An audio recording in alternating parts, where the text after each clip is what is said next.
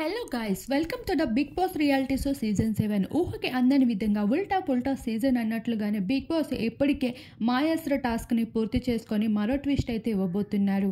మొక్కకి ఇప్పుడే నీళ్లు పోసి చక్కగా పెంచు ప్రశాంత్ అంటూ నాగార్జున ఇచ్చిన మొక్కని అయితే ప్రశాంత్ కాపాడుకోలేకపోయాడు.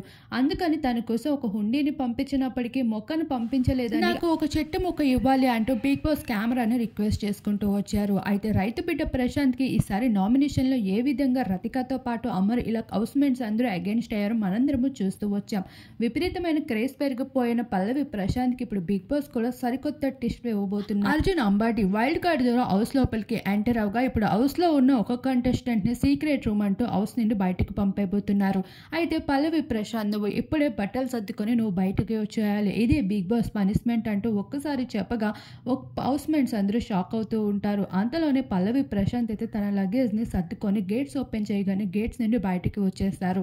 బిగ్ బాస్ అయితే నీ పనిష్మెంట్ ఇదే, సీక్రెట్ రూమ్ లో నేను కొన్ని రోజులు ఉండాలి, ఆటని చూస్తూ ఎంజాయ్ చేయాలి అంటూ ప్రశాంత్ కి చెప్పడంతో ఒక్కసారిగా ప్రశాంత్ ఆనందానికి హద్దులు లేకుండా పోయేవి. అయితే ఇప్పుడు ప్రశాంత్ ఒక గేమ్ చేంజర్ గా మారబోతున్నాడా, కంటెస్టెంట్స్ గేమ్స్ ని చూసి తన ఆట మరింత మెరుగుపడబోతుందా అనేది రాబోయే రోజుల్లో చూడాల్సి ఉంది. మరి ఇలాంటి సీక్రెట్ రూమ్ పై మీకెవరు ఉంటే బాగుంటుంది అనిపిస్తుంది? మీ అభిప్రాయాన్ని తప్పకుండా